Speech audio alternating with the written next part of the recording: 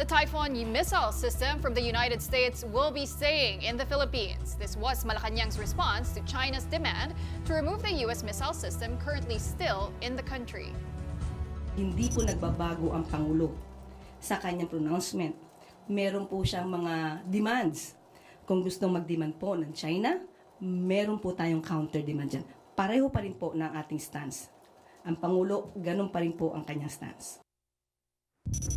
The issue is back in the headlines because yesterday, Wednesday, Chinese state media called on the Philippines again to withdraw the missile system. It published a commentary on the People's Daily newspaper saying, in part, the Philippines has repeatedly gone back on its word and acted in bad faith, initially promising that it was only a temporary deployment and that the system would be withdrawn. President Marcos has already said that he is willing to pull out the Typhon only if China stops its aggressions and incursions in the West Philippine Sea. Its presence here has angered China because it is an intermediate-range missile system that can fire Tomahawk cruise missiles capable of hitting targets in both China and Russia and can also be used for air or sea defense. The Typhon was first deployed by U.S. forces to the Philippines in April last year for the annual Balikatan exercises and has since stayed in the country. It was moved to an undisclosed location last month. The Armed Forces has also confirmed that Filipino soldiers will train on the Typhon missile system during this year's Balikatan exercises.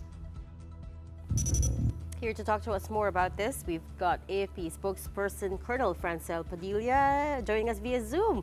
Good evening, Colonel. Welcome back to The Big Story. Good to see you on Zoom. Good evening, ladies, and thank you for having us here. Good evening to all of your viewers. Colonel, right off the bat, let's have you react, please, to the commentary that appeared on the People's Daily in China yesterday. In part, it said that it warned the Philippines about keeping the Typhon missile system here, and also said that the country had repeatedly gone back on its word and acted in bad faith, and it reiterated its call for us to remove it. Could I have the AFP's response to that, please? Yes, for the Armed Forces of the Philippines, we remain steadfast in our commitment to defending our nation's sovereignty and ensuring regional stability. The deployment of the U.S. Typhoon missile in the country actually strengthens our defensive posture in the face of evolving security challenges, no? And it also aligns with our ongoing modernization efforts as well. So let us be clear with this. While they can demand all they want, no foreign power can dictate how we fortify our national defense. So the overarching premise here is Philippine sovereignty over security decisions. No external party has the authority to dictate our defense posture. No, every decision we make is actually based on what is best for national security. And Colonel, we did report earlier na balak po ng AFP i-train ang ating Filipino soldiers in this year's Balikatan exercises with the U.S. Typhoon missile system. Could you tell us, Colonel, what kind of training will be done? How extensive will it be? Yes, now the presence of the Typhoon missile system is actually the result of our ongoing defense modernization and cooperation with our allies. So at the onset, no, it's aimed at strengthening our capability to protect our sovereignty and our territorial integrity. So our security decisions are made solely on the interests of the Filipino people and in accordance with national security priorities. So with this, we have our ongoing modernization and also our exercises with like-minded nations. For this year, no, continuous pa rin yung mga exercises natin. So for the Balikatan exercises, as we did before, we have been upskilling our personnel on the use of the Typhon missile. For this, we're also looking at how the logistics train would move and anything that is to this effect, no, yun po yung mapapaloob sa ating exercises. How many troops are training to use the Typhon missile system, Colonel? Nagro-rotate ito, ma'am, no? So iba't iba yung capabilities na gusto nating matrain for this. So for the logistics side of things, yung mga logistics train, paano siya i-move from one point to another, there's a different group of troops for this and also for yung actual use ng missile. So we're rotating the training of our personnel. So nagva-vary din po yung numbers natin. For this year, ma'am, wala pa po tayong fixed as we are finalizing our preparations for the Balikatan exercise. So yung actual use of missile, the officers who will be training the actual use of the missile, hindi po na-determine? Yes, sir. Yes, ma'am. No, we'll still be determining the exact numbers for the training of our Okay. Balikatan I exercises. don't suppose you can tell us where the Typhon missile is right now. We know you It's moved in it a to, secret location. or in general area. We know you moved it from up north, was it Lawag, to somewhere else in the country, but we have no idea where. Yes, ma'am. No, so at this point, for operational reasons, it's at an undisclosed location. Ito yung napaka-simplistic kong question. I know, ang pagkakaalam ko, Colonel, the Typhon missile launcher, di ba, wala tayong bala right now. Can you confirm that? That's my first simple-minded question. The second one is, sa atin ba siya? Ang pagkakaalam ko, it's not ours, right? It's on loan, kind of, to use for Balikatan exercises. Is Yes, that ma'am, still but the it status? remains to Yeah. be the property po ng US. So yun nga po, yung pong we maintain no that yung presence po nito is for us to train on that, considering that we are looking at the possibility of procuring the same for our modernization efforts. So merong possibility, kumbaga parang demo unit siya. And if we like it and we can work with it, it's possible now we can procure one for ourselves. Yung atin na talaga. Yes, ma'am, that is the possibility. And Colonel, the first question, please, on kung merong missiles. Kung meron na bang bala. May bala. As we said, no, ito nga po is a property ng US. So for us, the AFP, we maintain ang purpose po nito is for our training purposes. Okay, so it's reading between the lines. I guess that means it's not been loaded yet. But can you confirm once and for all, Colonel, whether this particular Typhon is here to stay, or is there a time limit to it being here? Well, at present, ma'am, there is no agreement or directive mandating the removal of the Typhon missile system. The system was deployed as a part of our joint exercises, and it continues to serve its strategic purpose, no, in enhancing interoperability and deterrence capabilities na rin po. Colonel, since na-bring up mo na rin na magkakaroon nga tayo ng Balikatan exercises, which is annual naman, and I recall last year it was in April, so will it be the same? Will this year's Balikatan also be held in April? So yun ma'am, no, we are still on the process of finalizing it. So all the details po will be announced in due time, but we assure the Filipino people po that all military partnerships and deployments are actually conducted in accordance with national security policies and international defense cooperation frameworks. So we leave it po sa ating higher authorities lahat po ng details on this until we finalize na po kung kailan talaga, saan-saan siya gaganapin. So yung role po ng AFP is to look at the details na po nitong magiging exercises natin. So you can't tell us yet how this year's Balikatan will be different from last year? Because what I noticed, recently ganun siya in the past how many years, no? So every year that passes, syempre nagkakagulo dyan sa West Philippine Sea. Every year may dumadagdag na extra exercises. Either it's a new country doing exercises with us or may bagong gamit, etc. Joining as observers. But Yeah. we also do remember Colonel Mike Lohico saying that this year's will likely be the biggest ever Balikatan exercises. Yes, ma'am, no. For the past year, it was one of the biggest na meron po tayong active participation ng French Navy, no, and Australian Navy. For this year, last year po kasi there were 23 other nations who were there as observers. So this year, we are looking at more countries meaning to join us in active participation na rin. So until such time po na ma-finalize ito, we'll keep you posted, but it will be